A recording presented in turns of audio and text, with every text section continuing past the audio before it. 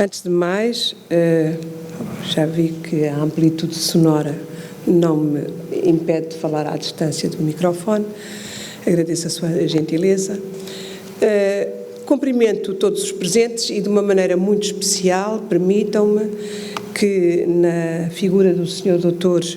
Leonel Gouveia, Presidente da Câmara deste município, cumprimento de forma especial as autoridades locais aqui representadas. Gostaria também de dirigir uma palavra de simpatia e de apreço ao Sr. Vice-Presidente, com quem tive a oportunidade de tratar antes de aqui chegar, Dr. Agostinho Marques, e tenho, de facto, também a honra de estar numa mesa com dois representantes que, de uma maneira diferente, nos podem falar de uma forma mais próxima da figura que hoje nos congrega aqui. Por um lado, um estudioso, a quem eu realmente presto aqui a minha homenagem, o Dr. António Neves, e também um familiar, um descendente de José da Silva Carvalho, que não só representa a família, como representa o legado, o património e a mensagem, eu diria, imorredora de José da Silva Carvalho. É, portanto, um momento de grande júbilo, de enorme satisfação poder associar-me a esta efeméride, que não é uma data para guardar no calendário, é uma data para evocarmos um momento determinante, um momento histórico fundamental da nossa caminhada para uma sociedade diferente, para uma sociedade que não só permitiu afirmar a liberdade, a igualdade e a fraternidade, como permitiu olhar para o futuro de uma forma tão diferente, que hoje permite que uma mulher esteja nesta mesa a falar de uma figura histórica tutelar do nosso liberalismo e a evocá-lo em pé de igualdade com os homens desta mesa. Portanto, é também um motivo acrescido de satisfação para mim poder associar-me nesta condição feminina a esta celebração. Eu vou falar de um tema que também já agora queria dizer, ter uma outra palavra.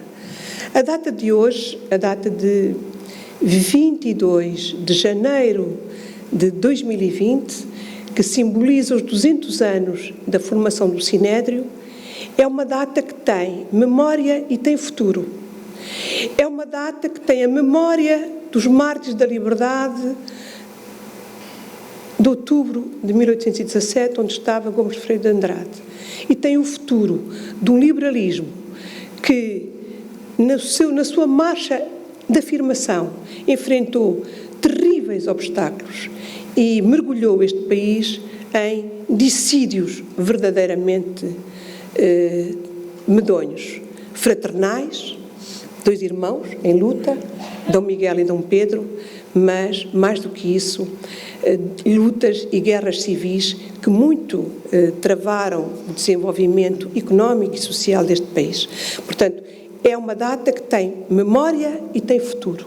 A data de 22 de janeiro de 1820 e, neste caso, de 1818, peço desculpa, já estou à frente, e neste caso a que a evoca hoje.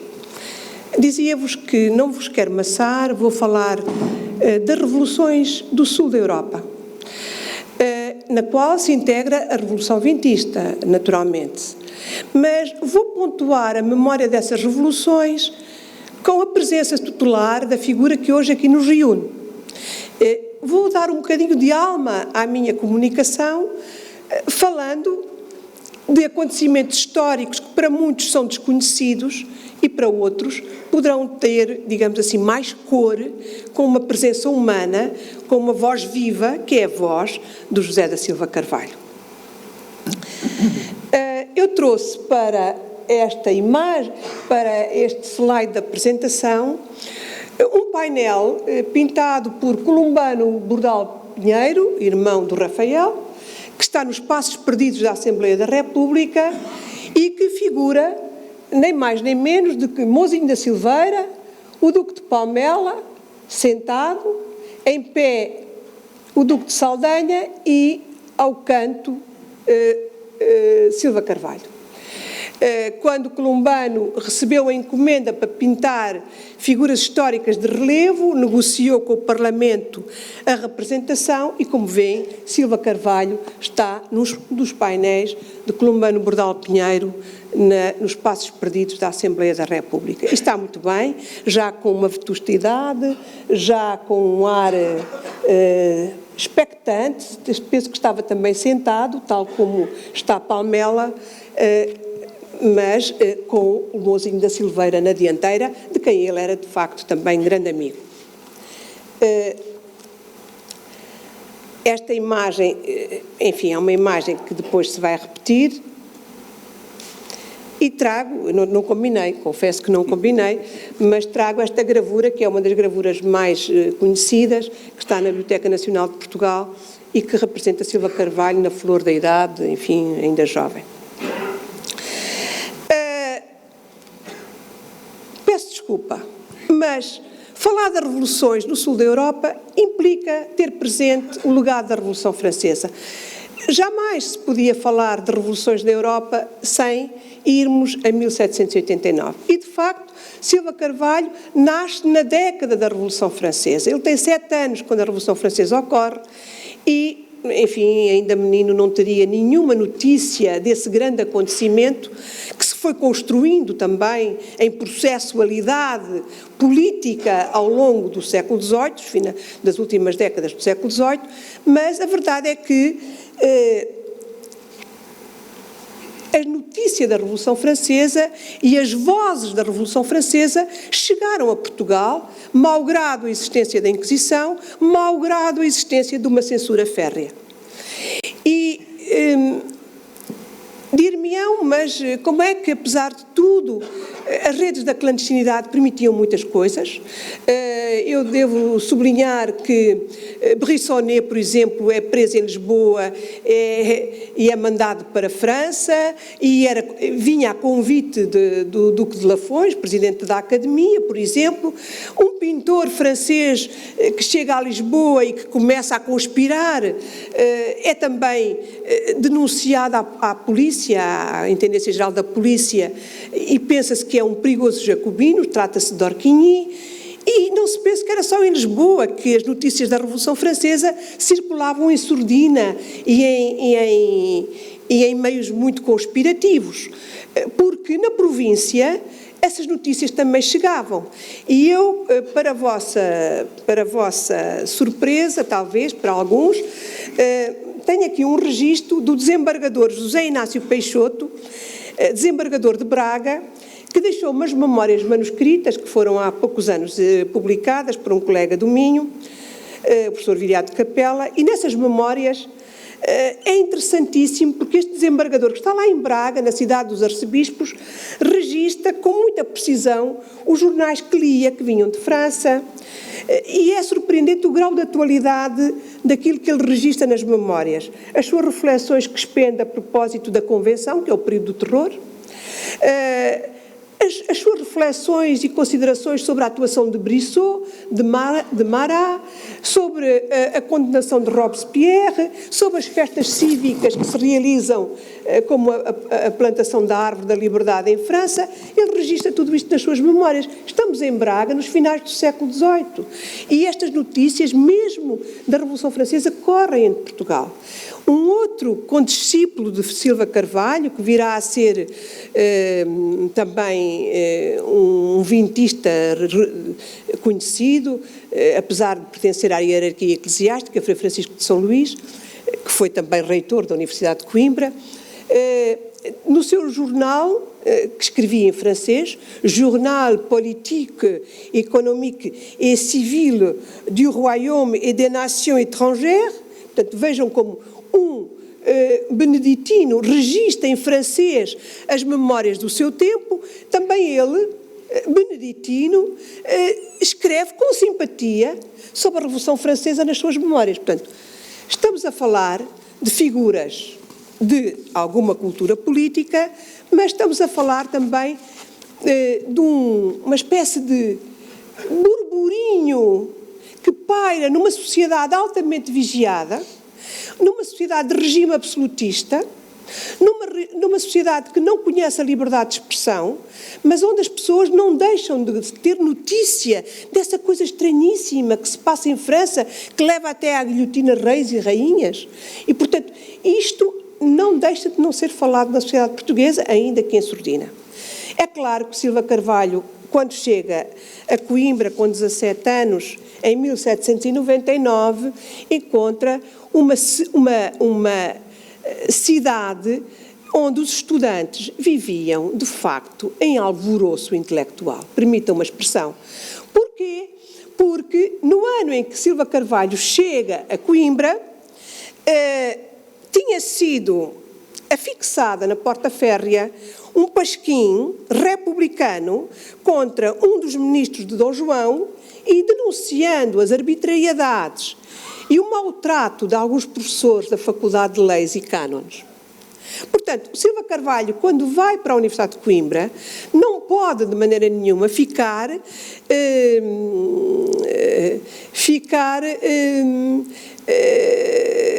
imaculado, sem se deixar embrenhar naquele ambiente de agitação estudantil que se vivia então.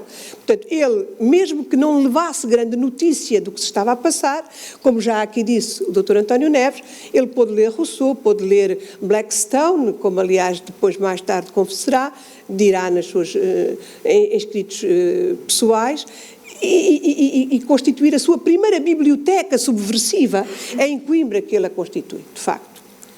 E é interessante que um colega seu, que veio a ser também um exilado em Londres e um vintista, um liberal reconhecido, João Bernardo da Rocha Loureiro, no Português, que é um jornal que se publica em Londres em vésperas da Revolução, recordá-lo-á 15 anos depois, desta forma: José da Silva Carvalho foi nosso condiscípulo na universidade, era mancebo de muita suficiência, ânimo liberal, generoso e de atividade incansável.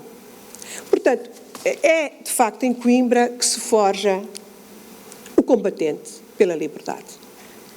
Esse combatente da liberdade é de facto posto à prova num dos momentos mais difíceis da vida das populações locais, que é o período das invasões francesas. Ele é, nessa altura, como já aqui foi dito, juiz de fora de Ricardães, é uma zona de passagem das tropas de Macena, é um período de pilhagens, de saque, de guerra, de grande temor para as populações, e ele realmente esteve na primeira linha da defesa dos povos.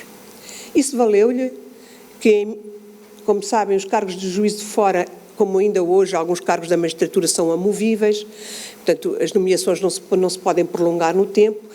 Naquela altura os cargos de juiz de fora eram amovíveis por 3 ou 4 anos, não sei muito bem, não tenho presente, mas penso que eram por 3 anos. E é interessante que ao fim do primeiro triênio são os povos que pedem ao rei para não tirar de Ricardães o juiz de fora, tão animoso em defesa das liberdades daqueles povos tinha sido o juiz de fora da terra. Portanto, é uma prova de ligação de um oficial régio, todavia, a populações locais que se encontravam profundamente desprotegidas numa situação de grande tensão e conflito e de guerra. A situação das invasões francesas é, de facto, também um laboratório interessante para percebermos bem a atitude de um homem que celebrou a expulsão dos exércitos napoleónicos em Portugal, mas não deixava de estar intimamente vinculado aos ideais da Revolução. Porque uma coisa são os ideais, outra coisa é aquilo que os homens fazem desses ideais.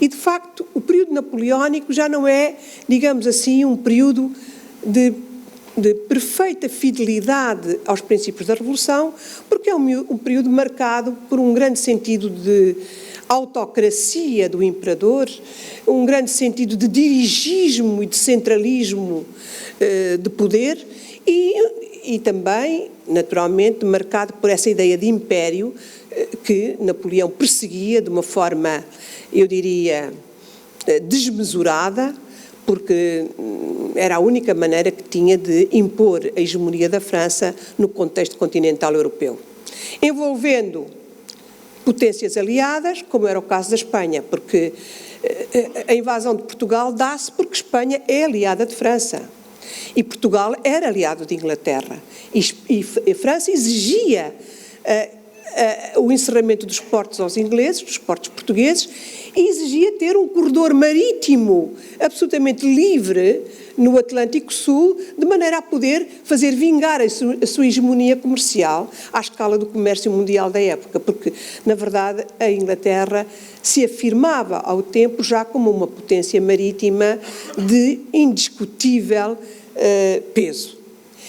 A França, sem uma armada, sem o poderio de Inglaterra nos mares, tenta compensar essa hegemonia ao nível continental e travando, digamos assim, guerras da Rússia até à Península Ibérica, como vai acontecer de facto. E este é um período, eu diria, fundamental para a formação de muitos políticos liberais portugueses. Primeiro porque exigiu um alinhamento. Há liberais afrancesados e há setores liberais que se colocam do lado da nação aliada, a Grã-Bretanha, que era de facto também um país de liberdades. E esta consciencialização que a guerra vai impor da necessidade da clarificação política acaba por ser muito interessante, porque os afrancesados têm que esconder toda a vida que foram pró-napoleónicos. E aqueles que aderiram à causa da Grã-Bretanha, que era a nossa aliada, nunca tiveram que esconder esse facto. Apesar de, a partir de 27 de maio de 1810 até 24 de agosto de 1820, Portugal ter estado sob o regime de protetorado britânico. A carta de nomeação da 5ª Regência do Reino, de 27 de maio de 1810, é uma carta do Príncipe Regente de Portugal, confirmada por Sua Majestade Britânica. E o governo que é designado para governar Portugal nesses 10 anos é um governo luso-britânico. É preciso que as pessoas tenham consciência disto. Nós vivemos 10 anos sob protetorado inglês. Desse governo, 2 figuras inglesas tinham representação. Charles Stuart, com a pasta das finanças, e Lord Wellington, com a defesa. As 2 pastas mais importantes durante a guerra eram asseguradas por representantes de Sua Majestade Britânica. Mas a proteção britânica depressa se tornou usurpação militar pela força desmedida que Beresford impôs no comando do exército aliado luso-britânico. Os desmandos, as arbitrariedades, o poderio incontido de Beresford começou a gerar, de facto, um mal-estar terrível nos quartéis. E é natural que, fim da guerra, e a guerra na Península Ibérica termina em 1811, em Portugal Napoleão é expulso, as tropas napoleónicas, neste caso as tropas de Macena, são expulsas em 1811, mas em Espanha só em 1812. Mas 1812 em Espanha é também um momento crucial para a história do liberalismo peninsular. Porquê? Porque em Portugal nós precisamos do apoio britânico para manter a ordem política. Porquê? Porque Sua Majestade, a família real, para escapar à dominação napoleónica, E para salvaguardar o poderio da Casa de Bragança, se tinha transferido a sede da monarquia de Lisboa para o Rio de Janeiro.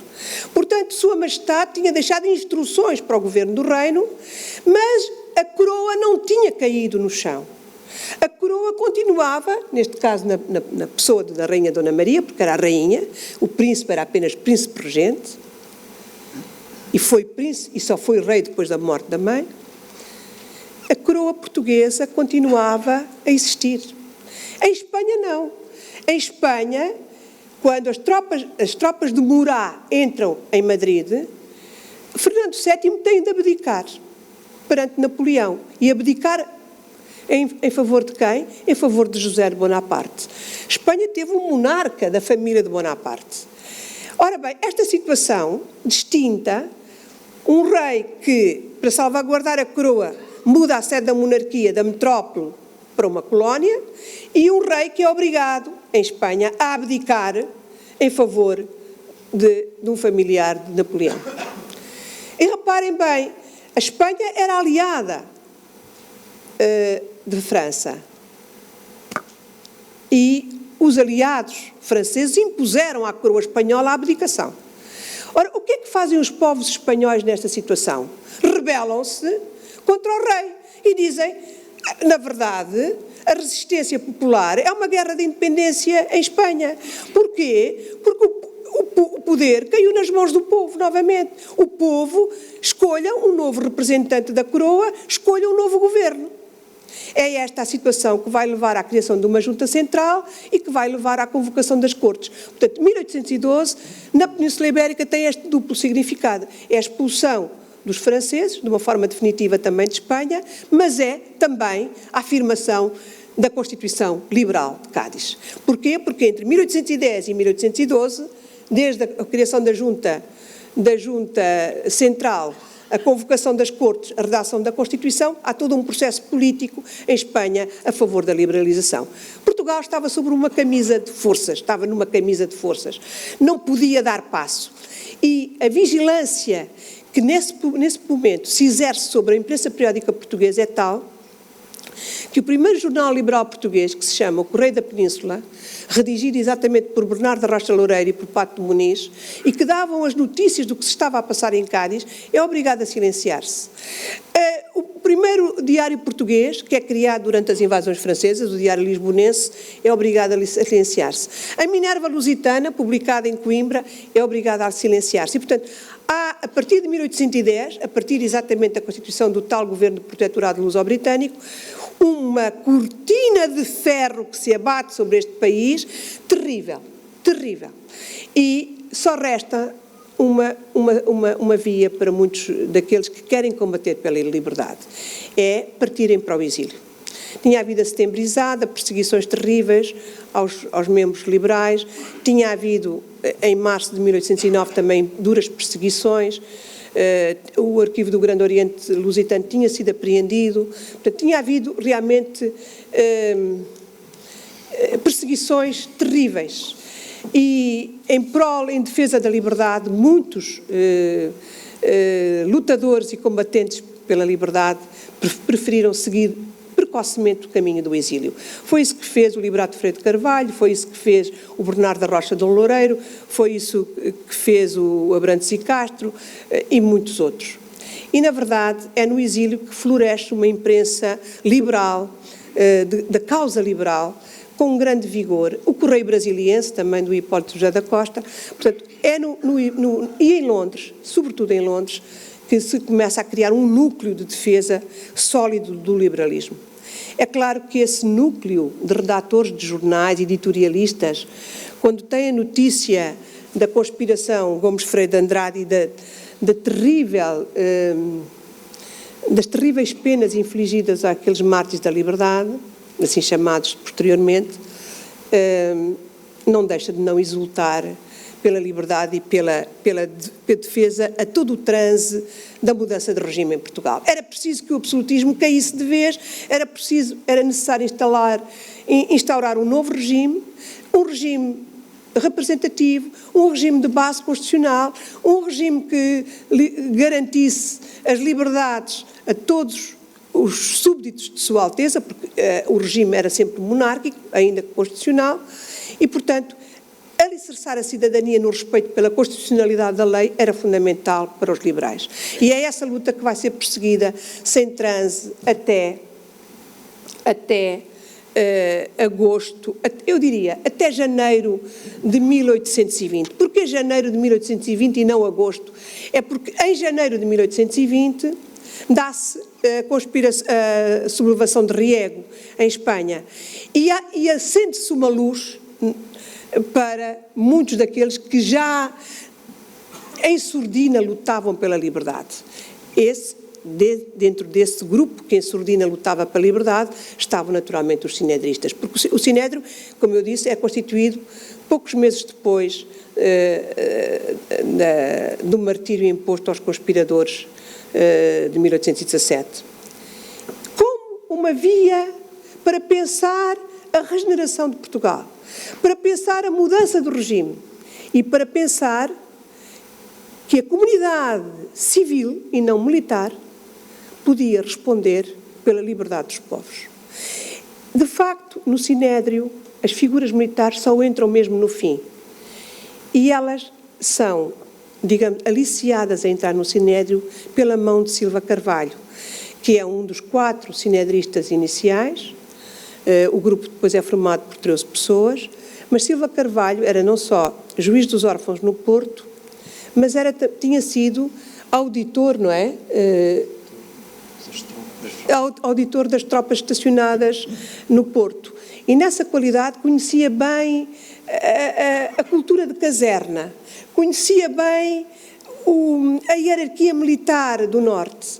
E é ele que tenta os primeiros contactos com o Bernardo Sepúlveda, com o Cabreira e com outros militares, com o Conde de Amarante.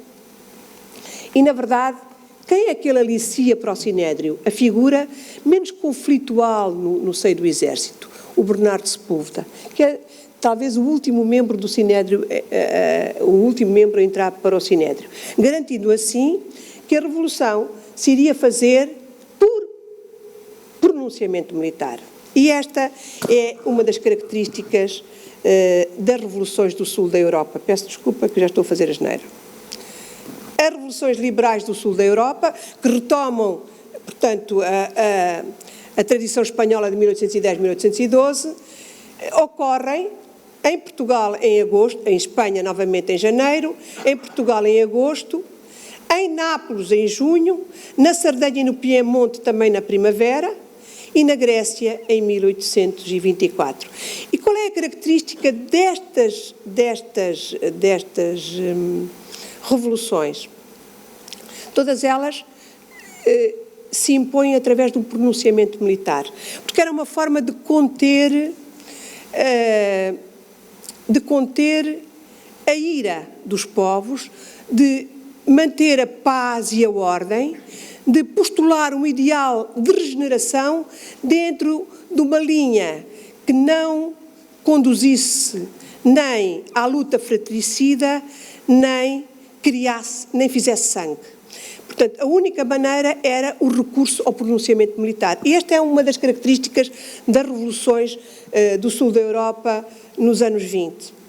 As revoluções de 20, como eu digo aqui, retomam o ideário da Revolução Francesa, convergem na afirmação do princípio da soberania popular e na afirmação do sistema representativo como garantia da legitimidade política dos governos. Estes são ideais da Revolução, mas são ideais que já foram joeirados pelo processo histórico e estes homens aprenderam que não querem fazer sangue, querem revoluções ordeiras e por isso precisam da tropa para impor uma nova ordem.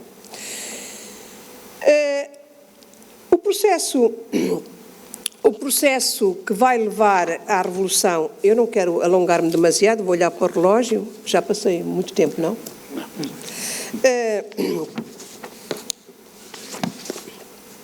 O processo que vai levar à evolução desta linha liberal não é um processo fácil. Porquê que não é um processo fácil? Porque, em primeiro lugar, talvez não saibam isto, eu também só soube isto há pouco tempo. Em 1820, há 3 motins de fome em Lisboa, antes da Revolução de Agosto de 1820.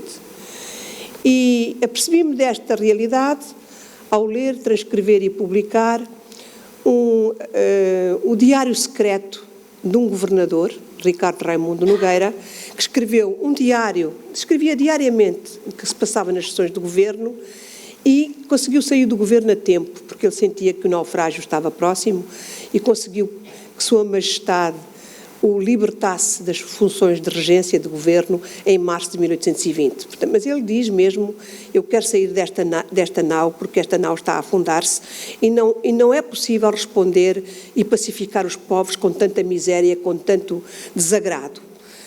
Isto quer dizer que o clima de miséria, de fome, de descontentamento popular era de tal ordem que as mais ilustres figuras que lutavam pela mudança de regime tiveram que levar em linha de conta que qualquer passo que dessem no sentido da mudança de regime para ser feito em paz precisava de apoios externos e precisava de contar com a força militar. Isto é consciência clara das memórias do memorando que o Silva Carvalho escreve, do dia de 24 de agosto, das memórias do Xavier de Araújo sobre o dia 24 de agosto, realmente apontam todos nesta direção. De facto, estes homens estavam conscientes que corriam perigo de vida, ao darem um passo em favor da Revolução.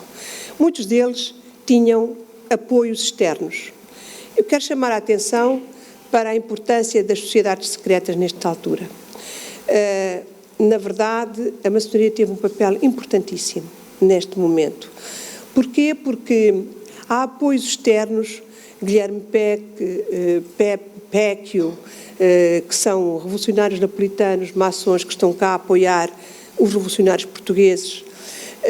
Por outro lado, um embaixador espanhol, José Maria Pando, também tem conferências com Silva Carvalho e com Fernandes Tomás antes da Revolução eclodir, dando-lhes ânimo, garantindo-lhes apoio, inclusivamente admitindo a hipótese, o diplomata espanhol, de que uma força militar entraria em Portugal caso fracassasse o pronunciamento militar. Portanto, há apoios externos e essas solidariedades têm uma teia diplomática, mas também tem uma teia mais oculta, mais sigilosa, porque o momento era um momento, de facto, terrível, de muita vigilância policial e, portanto, eles tinham que jogar pelo seguro.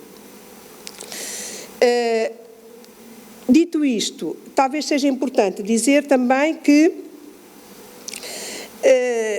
estas revoluções ocorrem em contraciclo, estas revoluções no sul da Europa. Porquê que ocorrem em contraciclo? É que são tardias, mas são tardias e são tardiamente perigosas. Porquê? Porque depois de terminadas as campanhas napoleónicas na Europa, em 1814, quando se dá o Tratado de Viena, na mesma altura em que se celebra o Tratado de Viena, que acho que é de junho de 1815, é firmada a Santa Aliança dos Povos. E o que era a Santa Aliança? A Santa Aliança era uma associação internacional tutelada pela Áustria, pela Prússia e pela Rússia em defesa dos regimes absolutistas na Europa. E, portanto, estas potências continentais europeias estavam dispostas a fazer sangue para que o restauracionismo absolutista voltasse à Europa.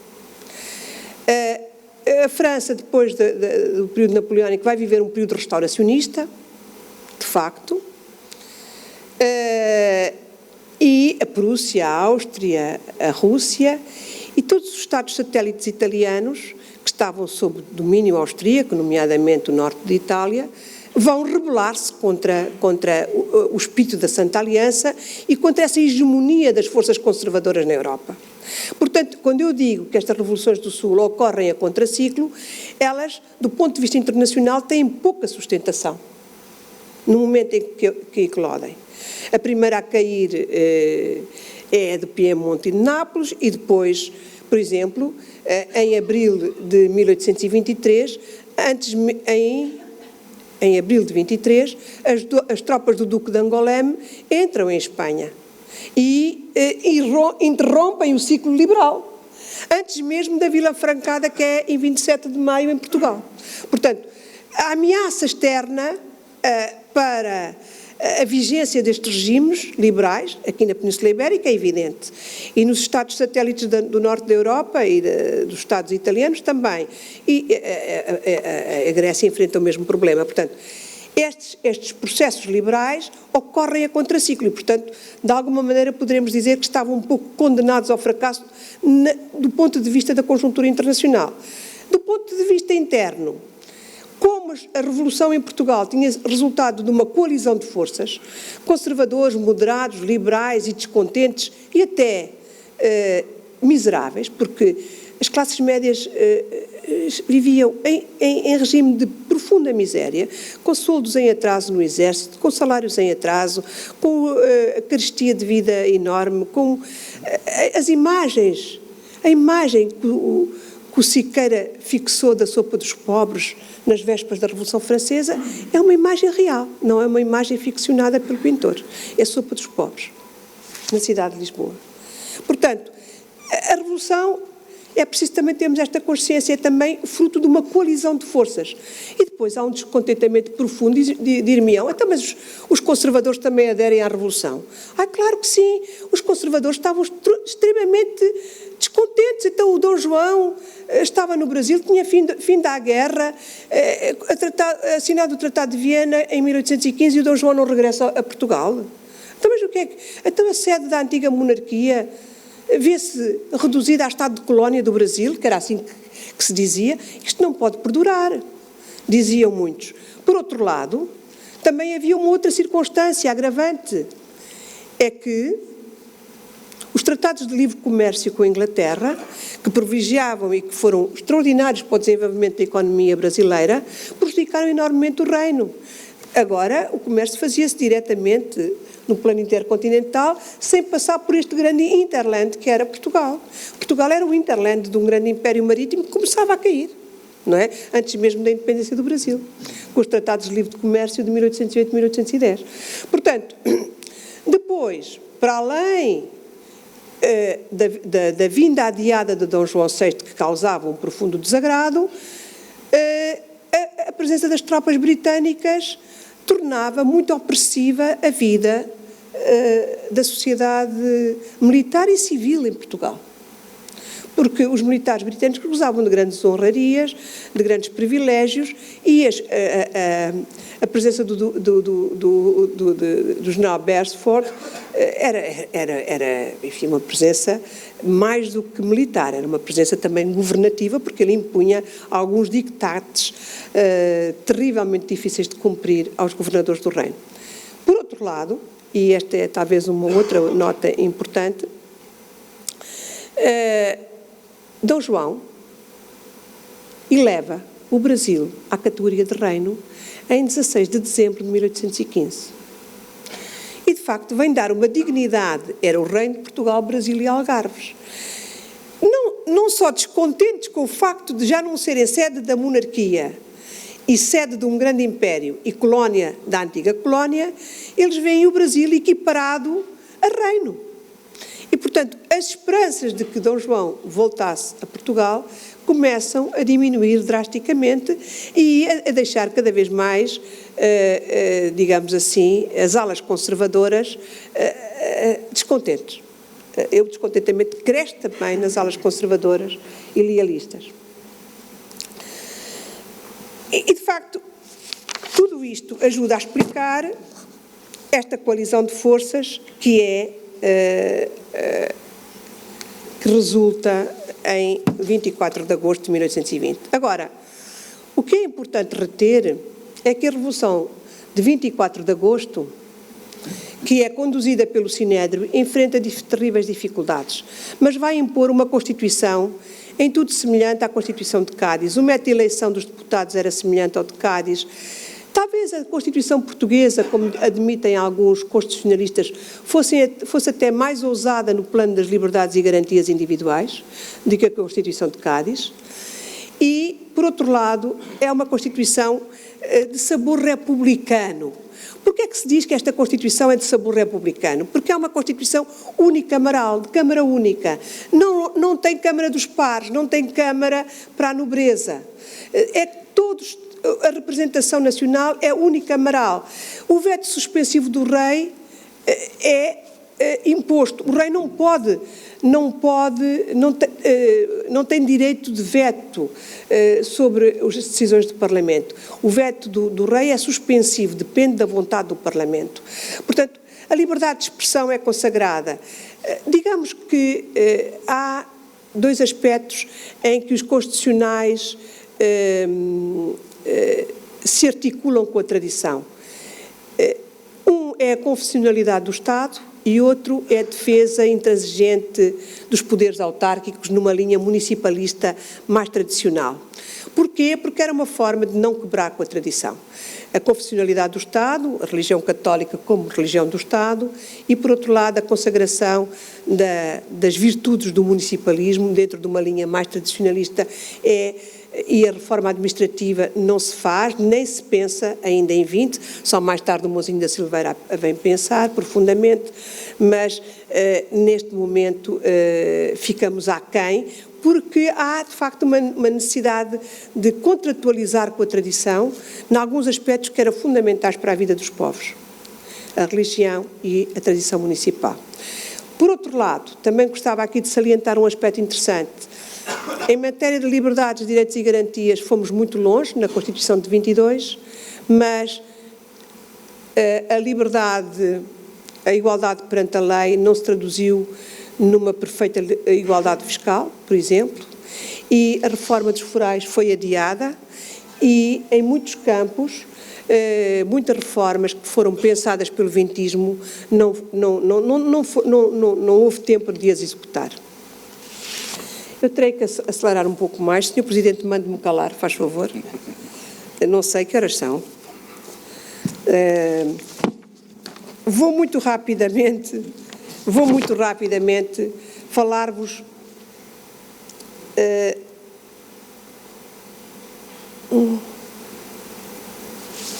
olha que isto está aqui a funcionar mal. Não, está bem.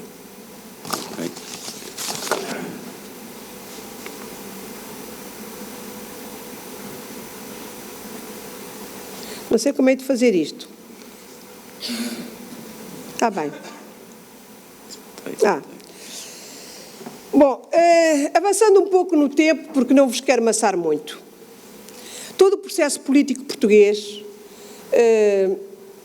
vai estar marcado por uma luta fratricida entre miguelistas e liberais moderados, liberais, e quando se dá a Vila Francada, Dom Miguel consegue travar o processo liberal, com a anuência de Dom João VI, é preciso dizê-lo, mas o miguelismo só se torna verdadeiramente perigoso para a sociedade portuguesa quando Dom Miguel, depois de cumprir o seu exílio em Viena, regressa em 28.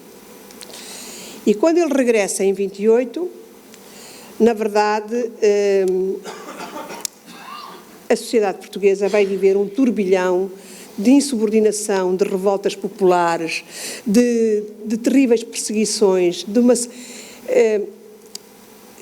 foram contabilizados numa tese de doutoramento recente 20 mil presos políticos entre 28 e 30, no período miguelista, uma enormidade. Para além de, devo lembrar-vos que um dos liberais vintistas mais conhecidos, o Borges Carneiro, morreu na prisão. E aqueles que evitaram a senha persecutória do miguelismo sobreviveram penosamente no exílio, como já foi aqui recordado. Silva Carvalho teve 3 momentos de exílio, 23, 26, 28, 32 e depois 36, 38. E esses momentos de exílio são fundamentais para a sua formação. Eu quero acreditar que o Silva Carvalho se permaneceu fiel ao vintismo até à sua ida para a Inglaterra, até ao primeiro exílio. O facto de ele ter estado em Inglaterra, a convivência com uma sociedade liberal muito enraizada, a formação que ele tem a oportunidade de fazer, lendo os grandes doutrinários franceses e ingleses, vai torná-lo muito mais open-mind, como hoje diríamos, muito mais aberto a uma linha reformista, e ele vem-se a tornar gradualisticamente um moderado. E, de facto, se nós tivermos nas lutas entre liberais e miguelistas que situar Silva Carvalho, é entre os cartistas que os temos que o situar. Porquê entre os cartistas? Porque a família liberal vai se dividir profundamente, não no exílio, mas depois do segundo exílio de Silva Carvalho. Eu diria que Silva Carvalho, quando está no exílio, tem a percepção de que pode fazer muito pela causa liberal em Portugal e na Península Ibérica. E alia-se aos seus camaradas de exílio, mas busca apoios, por exemplo, no Duque de Palmela, busca apoio nas fações conservadoras, estabelece contactos com Mendizábal, que era um banqueiro espanhol, para custear as despesas do socorro dos imigrantes, dos exilados, e constitui, e é interessante isto, é uma das figuras que constitui uma sociedade secreta em Londres, que reúne italianos, franceses, espanhóis, portugueses e americanos. Essa é uma sociedade chamada Sociedade de Constitucionais, de Amigos Constitucionais, e que é a partir dessa sociedade que é o embrião, eu vou dizer assim, é o embrião do apoio do desembarque das tropas liberais no Mindelo. Porquê? É a partir desta sociedade que se mobilizam os meios financeiros, os meios militares, para que em Angra se constitua um governo provisório liberal, por isso se chama Angra do Heroísmo, na Ilha Terceira, para que a partir da Ilha Terceira se organize a expedição do Mindelo e o desembarque das tropas do Mindelo e se ponha fim à guerra civil entre liberais e miguelistas e se instaure definitivamente um regime liberal em Portugal. E Silva Carvalho está na linha da frente destas iniciativas no exílio. É ele que é o interlocutor de Mendizábal, é ele que é o negociador da Sociedade dos Socorros dos Exilados, é ele que é o braço direito do Palmela, interessante, é ele que põe em prática as medidas do Mouzinho da Silveira, ele é o executor das políticas do Mouzinho da Silveira, e eu lembro que as medidas desamortizadoras do Mouzinho da Silveira são decretadas na Ilha Terceira, e, portanto, apoia as reformas do Mouzinho, decretadas ainda na Ilha Terceira, põe em prática a política económica do Mouzinho, ocupando então o cargo de Ministro das Finanças de Dom Pedro IV. Digamos assim, a desamortização teve um ideólogo, Mouzinho da Silveira, e teve um executante, Silva Carvalho. Na verdade, estes dois homens que estão no painel do Columbano estão bem colocados lá, de facto.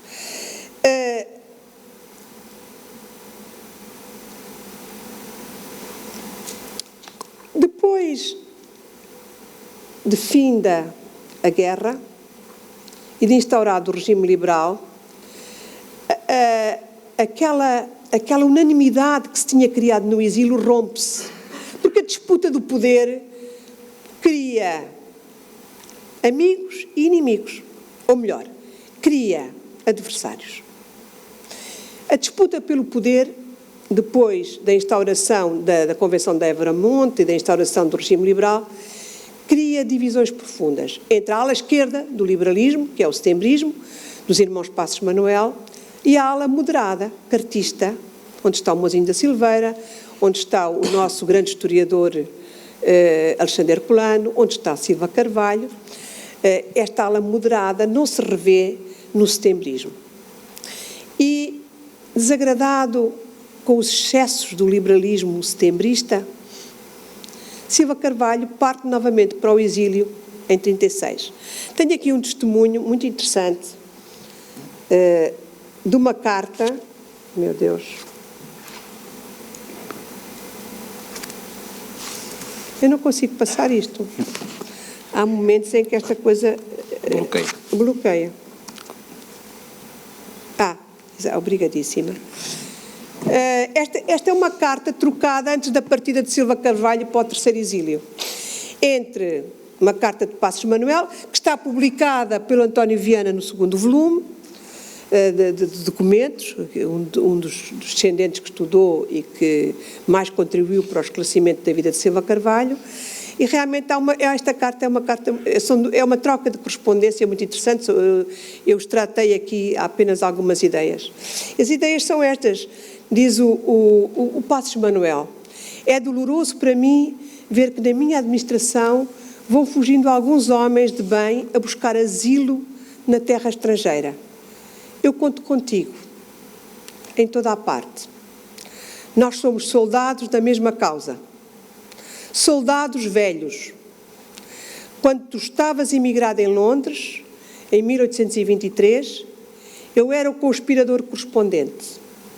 Todos nós defendemos com igual firmeza a lealdade à Constituição de 22. Hoje, que ela renasce, eu subo ao poder e tu deixas a tua pátria. Antes de eu ser da esquerda, já era da pátria. A pátria é a minha política. Responde-lhe Silva Carvalho em vésperas de partir para a Inglaterra: tu dizes bem, eu sou soldado velho da liberdade e hoje o mais veterano do meu país. Seguro-te que me não ausento nem por aversão aos princípios, nem aos homens que hoje figuram. Mas é necessário atender à minha família, cujo repouso há 20 anos tenho desprezado. Vou, levando no coração os interesses do meu país.